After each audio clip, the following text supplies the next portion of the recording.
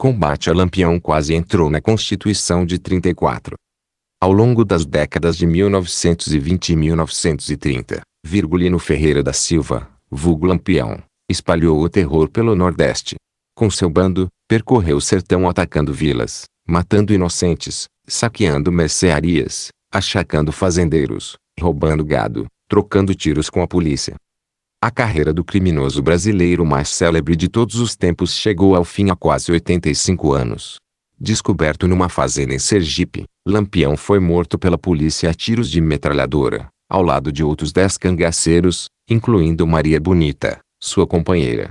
Até o New York Times deu a notícia do histórico 28 de julho de 1938.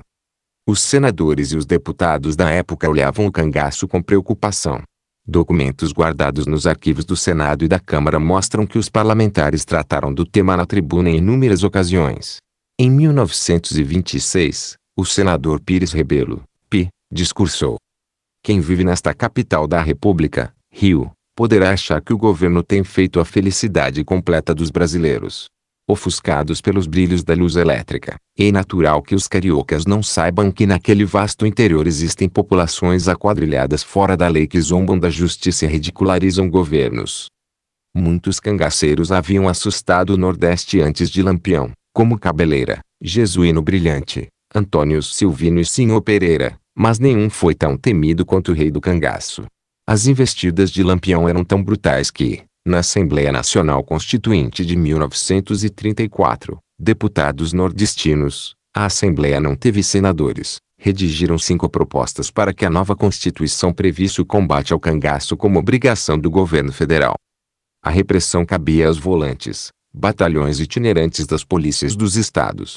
O que parte dos constituintes desejava era que o exército reforçasse a ação das volantes. O deputado Negreiros Falcão, afirmou: "Os lampiões continuam matando, roubando, depredando, desvirginando crianças e moças e ferreteando-lhes o rosto e as partes pudentas sem que a União tome a menor providência. Os estados por si sós, desajudados do valioso auxílio federal, jamais resolverão o problema." O deputado Teixeira Leite, lembrou que os governos estaduais eram carentes de verbas, armas e policiais. A força policial persegue os bandoleiros, prende-os quando pode e mata-os quando não morrem. Hostilizados de todos os lados, recolhem-se à caatinga e se tem a impressão de que o bando se extinguiu. Mera ilusão. O vírus entrou apenas num período de latência. Cessada a perseguição, os facinoras repontam mais violentos e sequiosos de sangue e dinheiro, apavorando os sertanejos e a polícia. Leite explicou por que seria diferente com o exército em campo. Que bando se atreveria a aproximar-se de uma zona onde estacionassem tropas do exército, com armas modernas, transportes rápidos e aparelhos eficientes de comunicação? Outra vantagem era que as tropas federais podiam transitar de um estado a outro. As estaduais não tinham tal liberdade, e os cangaceiros tiravam proveito disso. Uma vez encurralados em Alagoas, por exemplo, os bandidos escapavam para Sergipe, Bahia ou Pernambuco, estados nos quais as volantes alagoanas não podiam atuar. Nenhuma das propostas que davam responsabilidade ao governo federal vingou, e a Constituição de 1934 entrou em vigor sem citar o cangaço. Na nova Constituição, vamos invocar o nome de Deus. Vamos também constitucionalizar Lampião? Ironizou o deputado Antônio Coelho, SP. Para o deputado Francisco Rocha, o cangaço exigia remédio social, e não remédio policial. As causas do cangaceirismo são a falta de educação, estrado e justiça e a organização latifundiária preservando quase intactas as antigas sesmarias coloniais, para não mencionar a estúpida ação policial dos governos. Segundo o jornalista Moacir Assunção, autor de Os Homens que Mataram o Facínora, sobre os inimigos de Lampião, o cangaço surgiu na colônia e tinha a ver com o isolamento da região. O sertão ficava separado do litoral e mantinha uma ligação muito tênue com a Lisboa e, depois, com o Rio.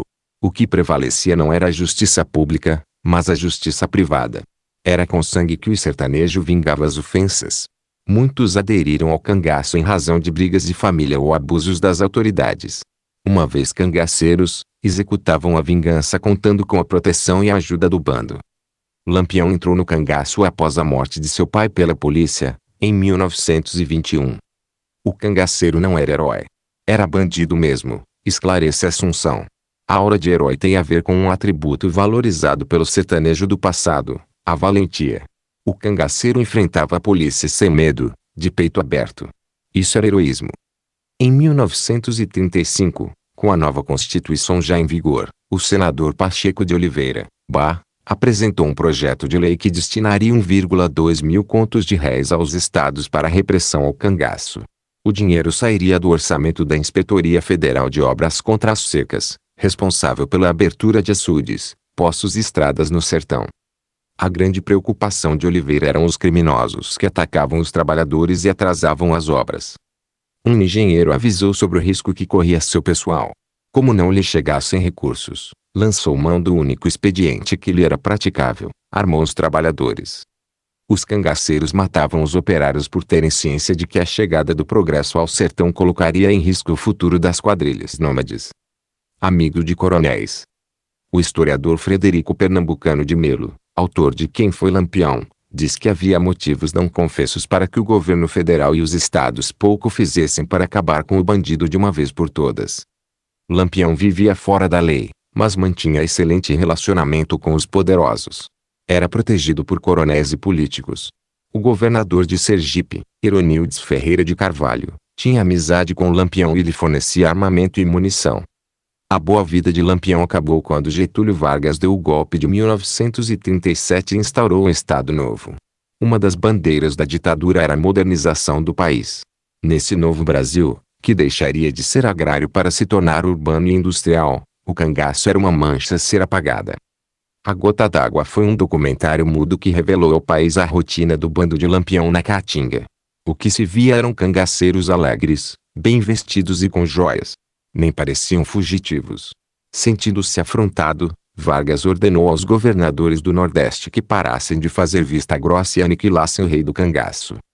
Assim se fez. Lampião e seus subordinados foram mortos e decapitados em 1938, e o governo expôs as cabeças em cidades do Nordeste.